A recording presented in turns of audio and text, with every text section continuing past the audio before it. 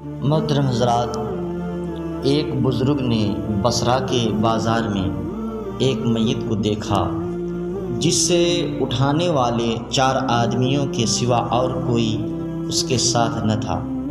یہ بزرگ حیران رہ گیا کہ اتنے بڑے شہر میں اس غریب کے جنازے کے ساتھ کوئی بھی نہیں۔ چنانچہ وہ بزرگ بھی ساتھ چل دیے۔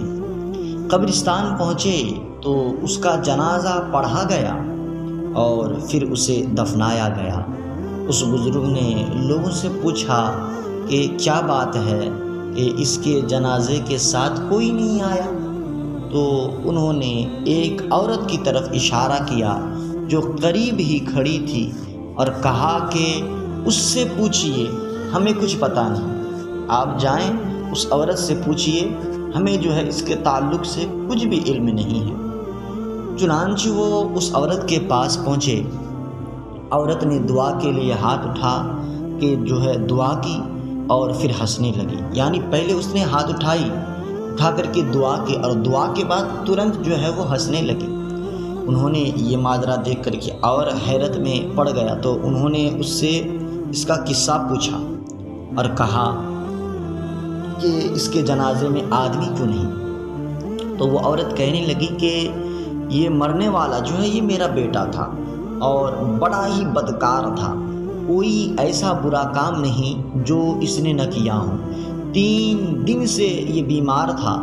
رات اس نے مجھ سے کہا، جب بیمار تھا تو رات کو مجھے اپنے پاس بلایا، بلانے کے بعد اس نے مجھ سے کہا کہ ماں جب میں مر جاؤں تو کسی کو اطلاع نہ کرنا، کسی کو مت بلانا، اس لیے کہ لوگ میرے مرنے پر خوش ہوں گے اور جنازہ کے لیے کوئی نہ آئے گا۔ ہاں، اتنا کام ضرور کرنا کہ میری انگوٹھی پر کلمہ شریف لکھا ہوا ہے، تو کلمہ شریف لکھ کر کے میری انگلی میں پہنا دینا۔ یعنی جو انگوٹھی ہے اس میں کلمہ شریف لکھوا کر اسے میری انگلی میں پہنا دینا اور پھر اپنا پیر میرے رخسار پر رکھ کر کے کہہ دینا، یا اللہ یہ اللہ کے مجرم کی سزا ہے۔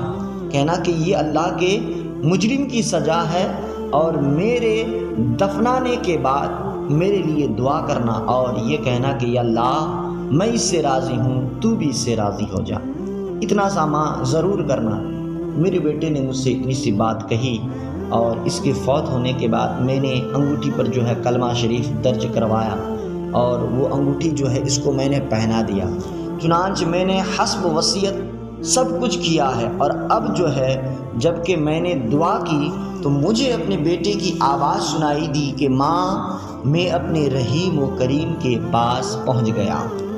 میں اپنے رحیم و کریم یعنی پروردگار کے پاس پہنچ گیا ہوں اور مجھ سے وہ راضی ہو گیا ہے۔ اور یہی بات جو میرے کانوں تک گونجی اور یہی بات سن کر کے مجھے ہنسی آ رہی ہے اور ہنس پڑی۔ میں نے کہا یہی وجہ ہے کہ اسی بات کو سن کر کے میں ابھی ہنس رہی ہوں۔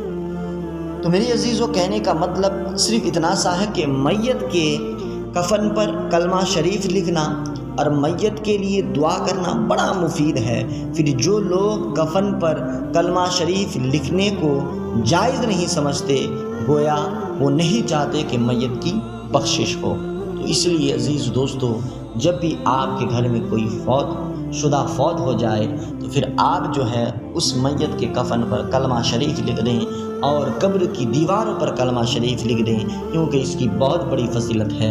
اللہ اپنے محبوب کے صدقے سے اور اس کلمے کی برکت سے میت کی عذاب کو دور کر دیتا ہے اور اس کے قبر کی عذابیں دور ہو جاتی ہے اور اللہ اس کی مغفرت فرما دیتا ہے۔ بس یہی بات کے ساتھ اپنی اس ویڈیو کو ختم کرتا ہوں۔ ایک ریکویسٹ ہے آپ سے، اگر آپ ہمارے چینل پر نئے آئے ہیں تو سبسکرائب کریں، لائک شیئر ضرور کریں۔ وعلینا الا البلاغ۔ السلام علیکم۔